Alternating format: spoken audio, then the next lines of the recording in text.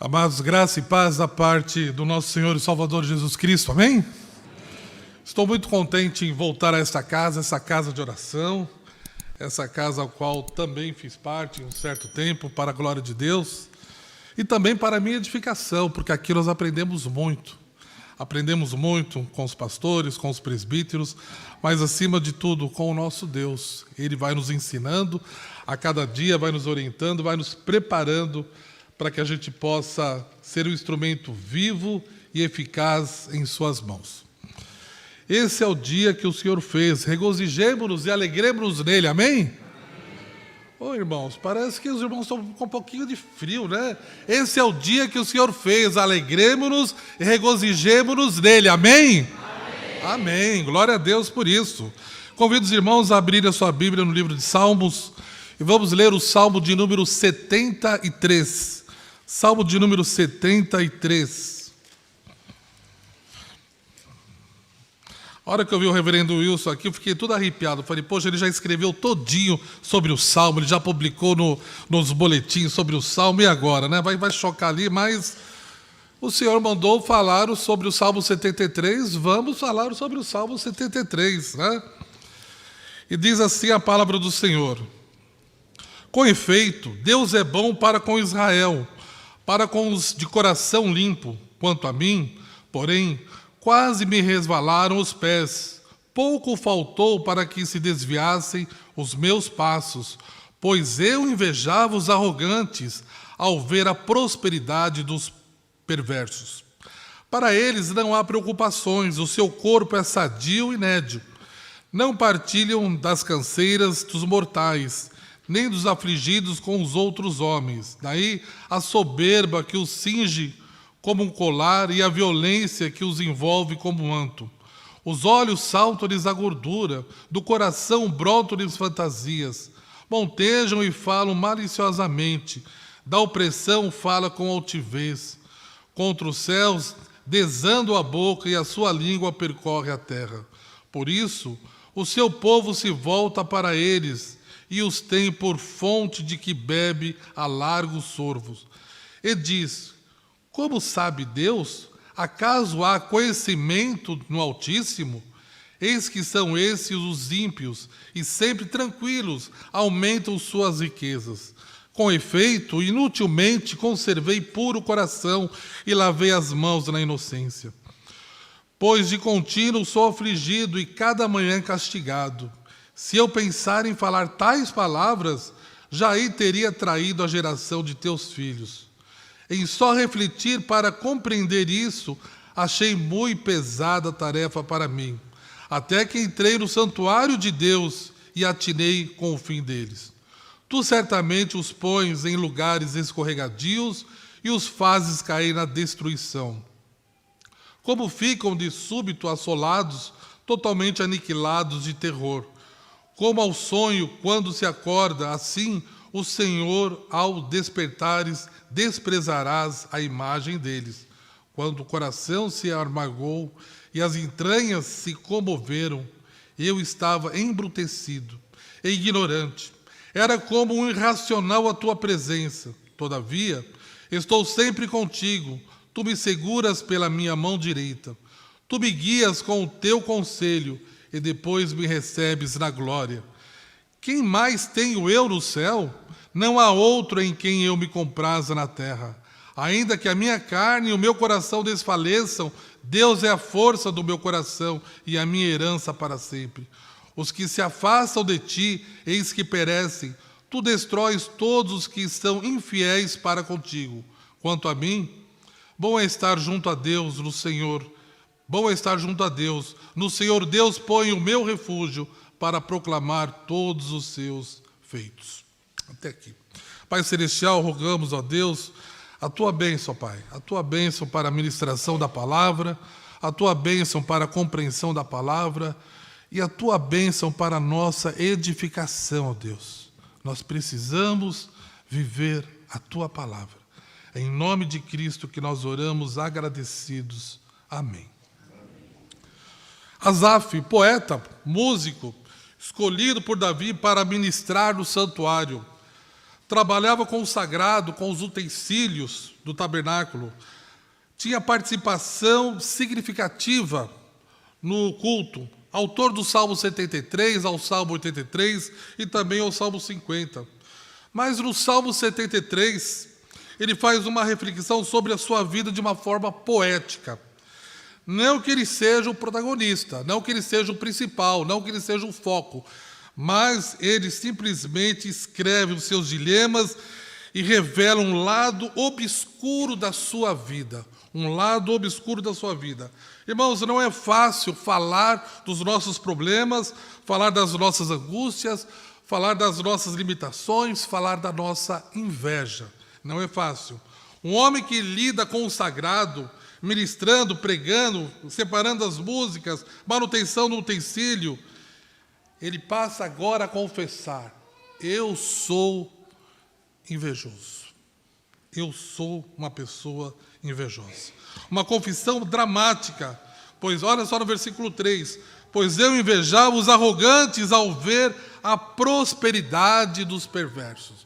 Um homem que foi designado para trabalhar para o Senhor.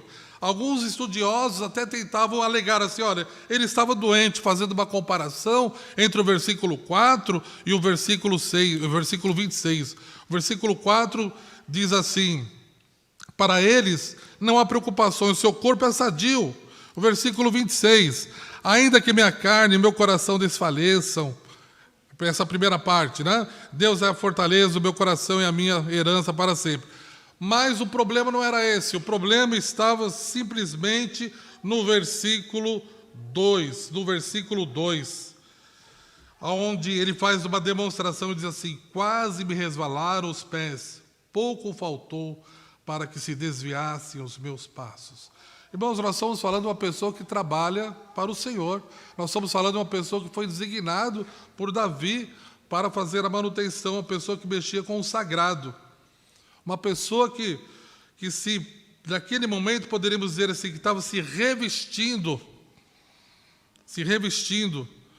do seu cargo, dos seus afazeres, da sua manta ali, e tendo um problema sério dentro dele. Aplicação para hoje. Poderia ser um de nós aqui. Poderia ser um de nós. Escondido atrás de um título de pastor, escondido atrás de um título de presbítero, de diácono, ou até mesmo de um líder de escola dominical, ou até mesmo crentes. Havia um problema sério que precisava ser resolvido na vida deste homem. Na vida desse homem. E qual seria esse grande problema? Esse grande problema seria a maneira que ele estava avistando, a maneira que ele estava lidando com essa situação. No versículo 13, nós podemos ver isso. Ele estava avaliando a vida. Vamos ler o versículo 13? Versículo 13. Com efeito, inutilmente conservei puro o coração e lavei as mãos na inocência. A vida dele estava sendo avaliada pela perspectiva de si mesmo e dos outros homens. Ele estava olhando para a sua vida, para aquele momento da sua vida, e ele estava fazendo uma comparação com outros homens. Ele estava comparando a sua vida de serviço ministerial, do serviço ali, e estava enxergando em outros homens que eram abençoados, homens que eram prósperos. E ele não tinha essa mesma prosperidade. E muitas vezes nós somos assim. Muitas vezes nós olhamos para o ímpio, olhamos para as coisas de fora e fazemos: Senhor, por que eu não sou tão abençoado quanto aqueles que não te servem? Evidentemente, ele vai mostrar para nós o que acontece. Mas esse era o grande conflito. Era o grande conflito de Asaf. Pode ser que seja um conflito de muitos de nós ainda hoje, até mesmo dentro da igreja. Nós olhamos, buscamos coisas e muitas vezes Deus não permite, mas por quê? Essa é a pergunta: por que, Senhor? Por que eu te sirvo? E por que os ímpios vivem uma vida tão desregrada? Ele diz assim: guardei a pureza do meu coração, mas eu estou mal, Senhor, mas eles estão bem. Mas eu estou mal. Ele estava avaliando a vida acerca do que os outros tinham e do que ele tinha. Ou então até melhor, do que os outros tinham e daquilo que ele não tinha. Ele estava fazendo essa avaliação. Muitas vezes nós fazemos essa avaliação da nossa vida. Não é o mesmo parecer, mas a atitude foi a mesma. A gente pode pensar um pouquinho lá em Adão e Eva. A avaliação da proibição da árvore da vida. Olha, vocês podem desfrutar de tudo isso daqui. De tudo. Mas só não pode mexer nesta árvore. Esta árvore vocês não podem mexer. E quando falo assim, parece que tem um bichinho num homem, né? Por que eu não posso mexer? Olha a criança, olha, pode brincar aqui, mamãe deixa brincar aqui, papai deixa brincar aqui. Não, mexa nisso. Dá um negócio, né? Eu lembro que eu era pequenininho, olha só, lá, não é lá em Barbacena não, né? Também não faz tanto tempo assim. Mas eu era pequenininho, eu sou 8 anos mais velho que o meu irmão, a gente morava em São Paulo e tinha aquele estabilizador, não sei se vocês lembram. Aqueles cuja qual estão com o cabelo nevado, como o do pastor, vai lembrar. Né? Tinha um estabilizador lá, tec, e regulava a voltagem. E eu lá, vai e volta, até uma hora que, pum, queimou tudo. Eu não pedi perdão dos pecados, o Senhor me perdoe agora, publicamente. Meu pai, o que aconteceu? Ah, pai, o Mauro tinha os 2 aninhos. Ele foi lá e pum. Olha, irmão, estou confessando o pecado diante dos irmãos, tá? Queimou a televisão, né? Entrou uma energia a mais e queimou, tal. Meu pai já faleceu, não dá para falar para ele, tá? Agora eu vou ter que falar para minha mãe. Mas sabe que lá fui eu que fiz, né? Irmãos, nós somos assim. E imagina ainda a serpente ali, Satanás ali, estando do lado. Imagina, pode comer, não tem problema não. Você vai ter uma visão diferente do mundo. Você vai ter uma visão diferente. Mas você não vai morrer não, isso é papo, né? Você pode experimentar. E é assim que nós somos. E é assim que nós fazemos. E é assim que a gente vai avaliando e tomando decisões na nossa vida, segundo a nossa perspectiva, segundo o que eu quero que aconteça para mim e segundo o que eu vejo que está acontecendo com outros homens, e eu vou tomando decisões, algumas eu acerto e muitas outras eu erro.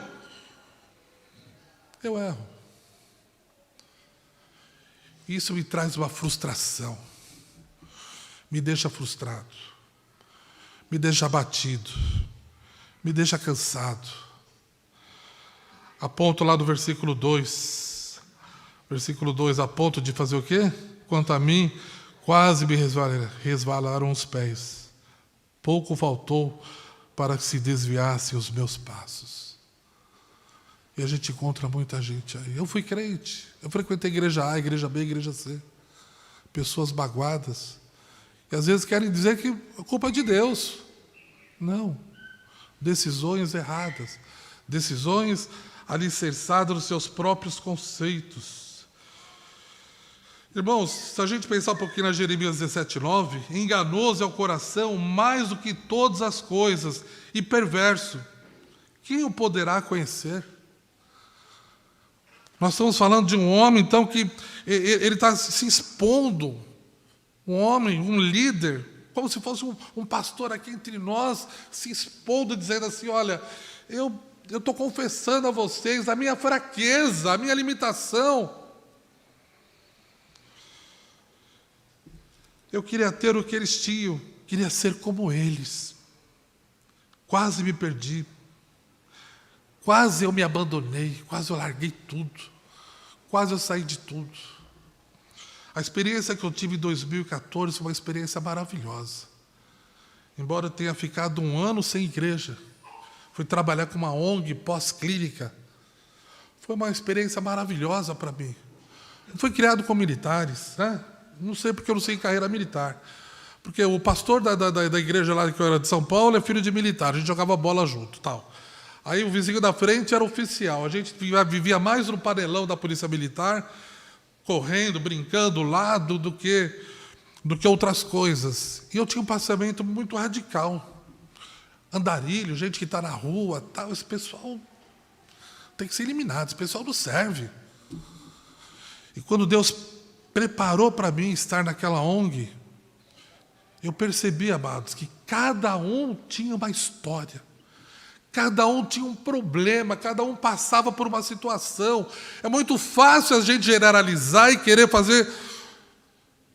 tomar uma atitude ali em cima de todo mundo e acabou. Vai todo mundo para fora. Vamos jogar todo mundo numa perua lá e levar para outra cidade, o que se fazia antes com andarilhos. Mas quando a gente começa a conhecer a história de cada um, mestrado, falando inglês, não acredito que esse homem está na rua. E ele começa a contar, eu não vou entrar em detalhes, mas começa a contar a situação dele, homens que conheceram a palavra de Deus, que nasceram em lar evangélico, vivendo aquela vida. E a gente então começa a olhar a história de cada um. E como eu me senti mal. Como eu me senti mal diante de tudo aquilo. Como eu pensava erradamente. Irmãos, quase que eu me perdi também. Quase que eu me perdi também. Nós temos os nossos lados bons, o nosso lado alto, nós temos os nossos questionamentos, nós temos as nossas crises. Mas há uma maneira de avaliar a vida. Se Asaf estava avaliando a vida por aquilo que ele via, por aquilo que ele sentia, pelo aquilo que ele olhava para os outros, agora no versículo 17, ele vai avaliar a vida, ele vai olhar a vida pela perspectiva de um encontro magnífico, de um encontro com Jesus, com Deus, está ali no versículo 17, até que entrei no santuário de Deus e atirei com o fim deles. Versículo 17. Quando ele entra no santuário de Deus, ele vê ali o destino do ímpio, que vai do 17 ao 20, né? Ele vê ali o destino do ímpio. Tu certamente os pões em lugares escorregadios, fazes cair na destruição, como ficam os súbitos assolados, totalmente aniquilados de terror, como ao sonho quando se acorda, assim o Senhor, ao despertares, desprezarás a imagem deles. Mas eu não quero falar hoje do ímpio. Vou deixar para o reverendo Thales, o reverendo Wilson, explorar mais essa parte outro dia. Eu quero falar de nós. Eu quero falar de nós. Eu quero olhar para Asaf e olhar para a minha vida e falar, Senhor, eu quero ter esse encontro com o Senhor. Porque lá no versículo 21 e 22, Asaf passa a ter uma visão de si próprio. Olha só o versículo 21 e 22. Quando o coração se me amargou e as entranhas se me comoveram, eu estava embrutecido e ignorante. Era como irracional a tua presença. Era isso que Deus queria mostrar para Asaf. Era isso que Deus está mostrando para este pastor. Era isso que Deus está mostrando para a sua igreja nesta manhã. O estado que nós podemos nos encontrar. Eu não estou generalizando, estou dizendo que todos estão nesse estágio. Mas pode ser que há entre nós aqueles que se encontram nesse estágio. E agora ele passa a ver as coisas de uma outra maneira. Irmãos, esse versículo é o divisor de águas, até que eu entrei no santuário de Deus, até que eu entrei na presença de Deus, até que eu me ajoelhei diante de Deus, até que eu disse, Deus, eu preciso do Senhor. Deus, eu não sou nada sem o Senhor. Deus, a minha vida não vale de nada se o Senhor não estiver presente. Eu entrei no santuário de Deus. E é isso que Deus quer de nós. Deus quer que a gente entre no santuário dEle. Deus quer que a gente esteja ali presente junto a Ele, entrando no seu santuário. Agora, irmãos, aquela coisa de pureza, de inveja, aonde a inveja estava sobressaindo a pureza, agora as coisas vão ser mudadas.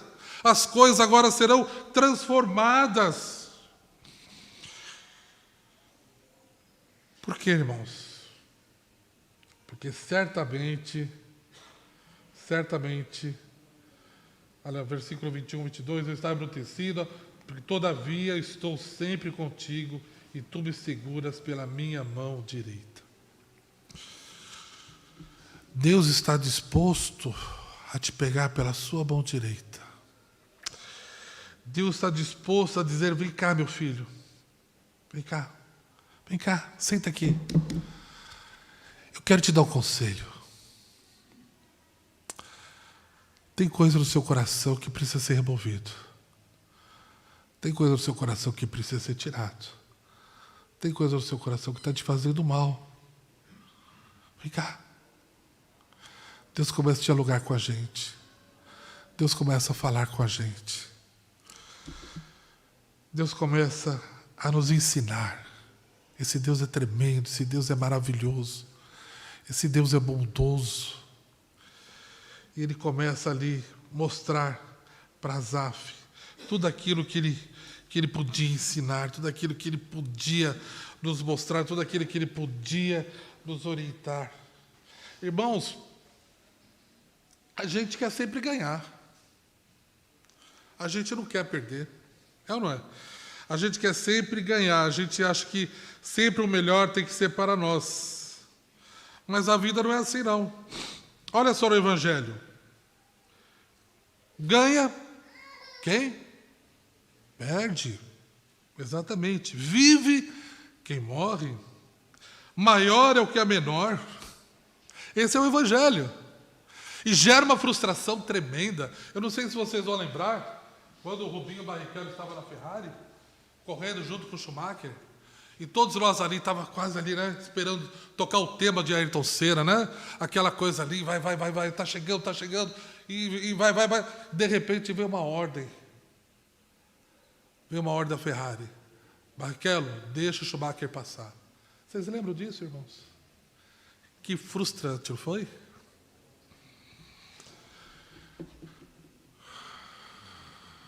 Eu perderia meu emprego. Reverendo Wilson, se o senhor fosse o presidente da Ferrari, aquele ano, né, que eu era pastor auxiliar aqui, o senhor ia mandar eu embora. Porque eu não ia me conter, eu não ia conseguir. Lá na frente, tal, agora eu vou passar e... Vem uma ordem dessa. Deixa Schumacher passar. Eu não conseguiria. O velho homem ia falar mais alto. Não. Pode mandar embora, eu vou para outra, tal, eu vou correr outra. Eu não vou abrir mão da minha bandeirada. Mas é assim, irmãos. O Evangelho não é o que eu quero. É o que Deus quer. O Senhor Jesus deixou muito claro, eu não vim aqui para fazer o que eu quero. Eu vim aqui para fazer a vontade do meu Pai. Jesus foi muito claro, muito objetivo a nós. Eu vim para fazer a vontade do meu Pai. Irmãos, o foco agora muda. Ele não olha mais para os ímpios. Não sou mais eu o centro, mas o centro é o meu Deus. Eu não preciso mais olhar para o ímpio. Eu não preciso mais ter inveja do ímpio. Eu não preciso ver, olha aquele ímpio, olha aquele cara tão gordo, aquele cara come demais. Ele deve ir na churrascaria todo final de semana. Olha o carro que ele tem. Eu não preciso mais olhar para essas coisas, porque agora eu olho para Deus e me vejo diante de Deus. E me vejo assim, Senhor, eu preciso ser mudado. Senhor, eu preciso ser mudado, eu preciso ser transformado. E Deus, na sua paciência, Deus nos ensina. Uma coisa que eu tenho guardado sempre comigo, quando eu vejo alguém errando, até diz assim, você é muito mole, pastor, você é muito mole. Você é muito passivo, você é muito flexível. Eu não consigo tomar uma postura radical e falar, não quero mais você comigo. Não consigo. Deixa para lá. Vamos perdoar essa situação. Né? Eu lembro do conflito do apóstolo Paulo com Barnabé, porque João Marcos desistiu da viagem. E eu olho para aquela situação e falo assim, todos nós merecemos uma segunda chance. E lá no finalzinho da história de Paulo, a gente vê quem lá? Né? João Marcos levando a capa, João Marcos ali com Paulo. Mas é tudo, irmãos. O Evangelho, ele nos deixa nu. O Evangelho se defronta com a gente, ele nos deixa nu. Esse é o papel do Evangelho. E agora, nos seus dilemas, o que este homem apresenta para nós? Primeira coisa, versículo 23 diz assim: todavia eu estava sempre contigo, tu me seguras pela mão direita, tu me guias com o teu conselho, e depois me recebe na glória. E ele faz aquele questionamento agora, versículo 25: quem mais tenho eu no céu?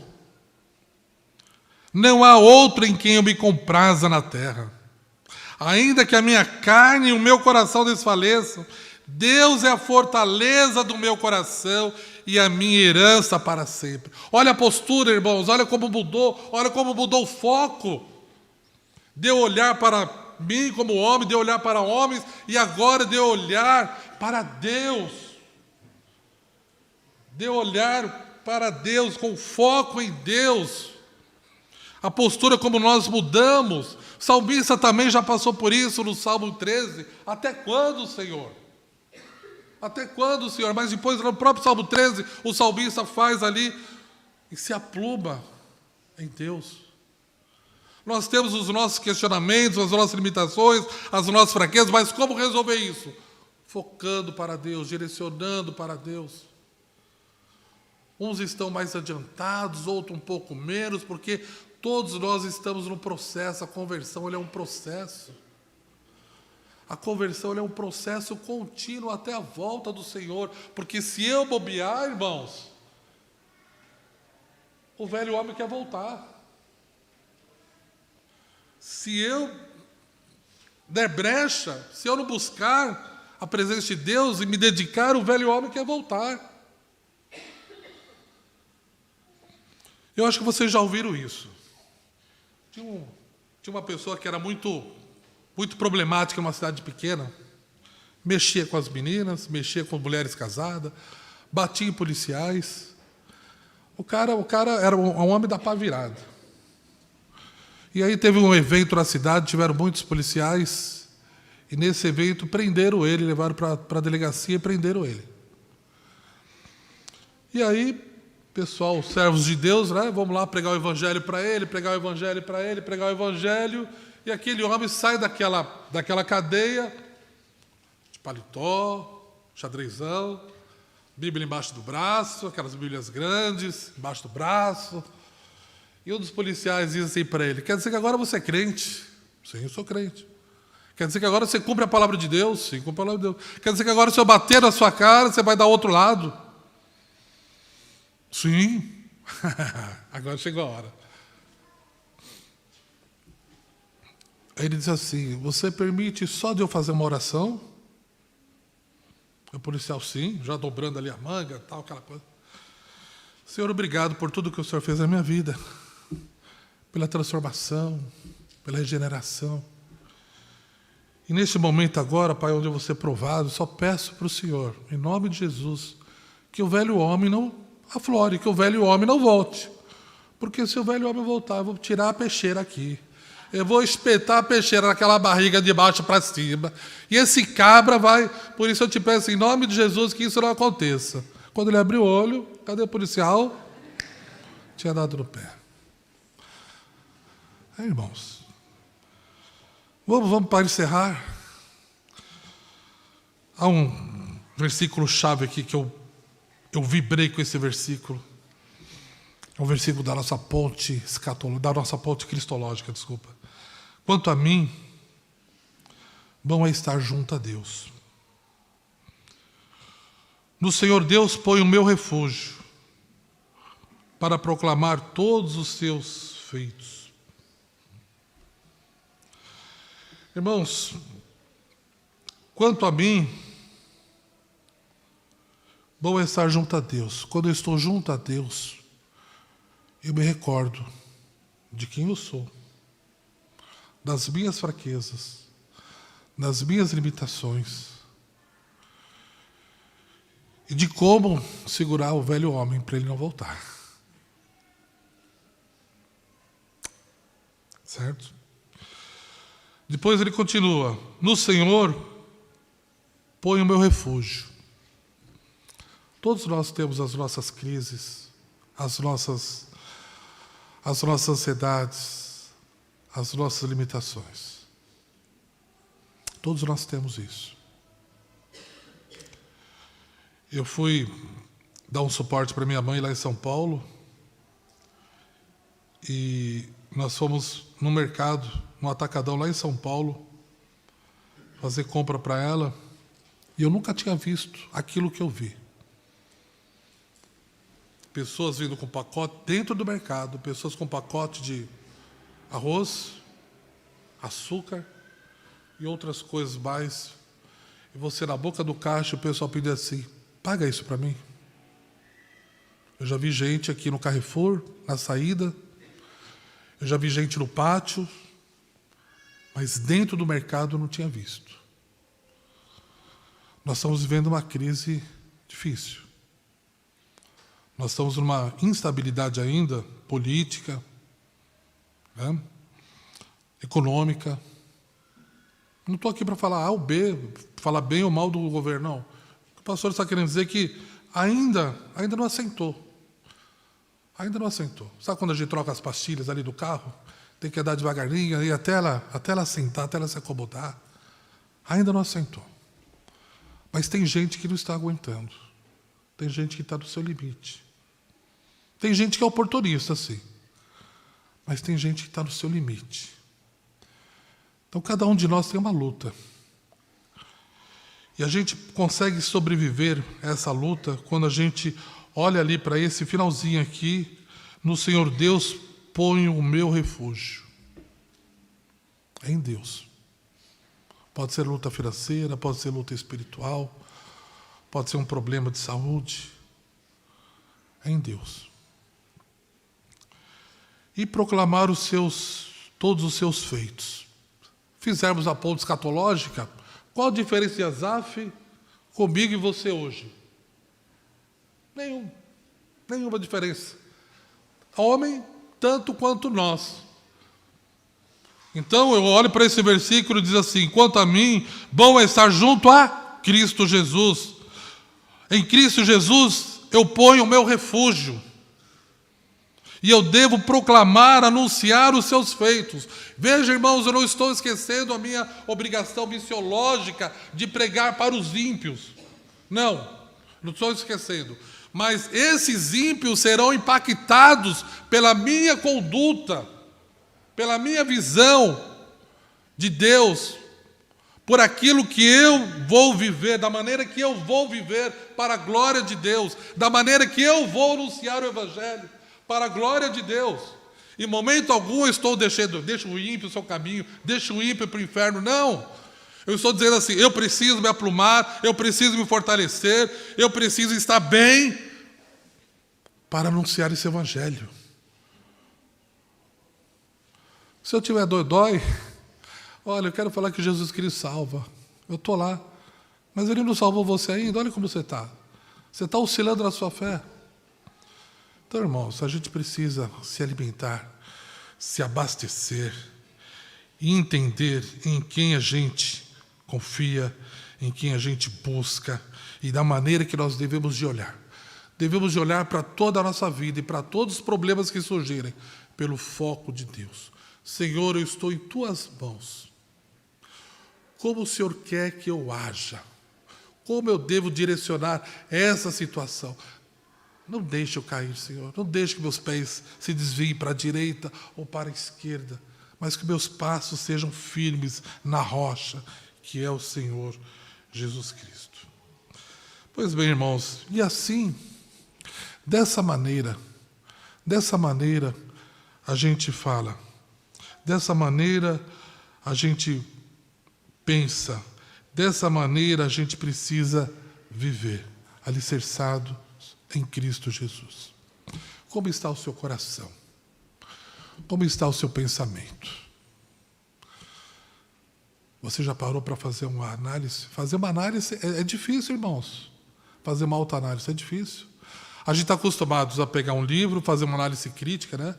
O livro aqui fala de tal assunto, tal. O escritor tem tendências liberais, então o escritor segue uma linha calvinista. A gente costuma fazer análise dos cargos e salário, análise das empresas. A gente vai contratar um prestador de serviço, a gente busca ali para ver se tem reclamação. Mas e uma análise da nossa vida?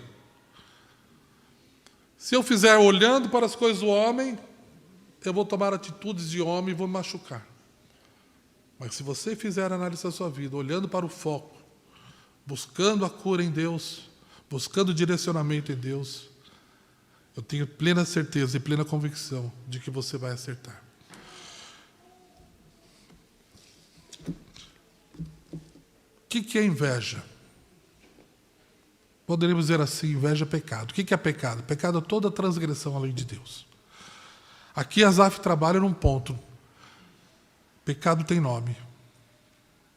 Pecado tem nome. Ele trabalha num ponto. Poderia ser outras coisas. Poderia ser a sede pelo poder, o descontrole financeiro, poderia ser várias coisas. Que o Santo Espírito de Deus possa te mostrar, possa mostrar no seu coração, possa te conduzir a buscar, a ter esse encontro marcante com Deus, como Asaf teve. Asaf teve esse encontro marcante com Deus. Que nessa manhã você possa ter esse encontro marcante com Deus. Ainda mais que iremos participar do meio de graça, a ceia do Senhor. Que você possa ter esse encontro marcante com Deus. Nesta manhã feliz, neste santo lugar, eu marquei um encontro com Deus. Que o Senhor Deus te abençoe e te guarde. Que o Senhor Deus te fortaleça. E que o Senhor Deus abençoe ricamente essa igreja, para que ela seja cada dia mais sal e luz, luzeiro, neste bairro, nessa cidade, e aonde quer que estejamos, porque a igreja de Cristo ela é móvel. Né? Os irmãos vão para lá, vão para cá, tal, a igreja de Cristo ela é móvel. O prédio é fixo, mas a igreja de Cristo ela é móvel. Que Deus te abençoe e te guarde.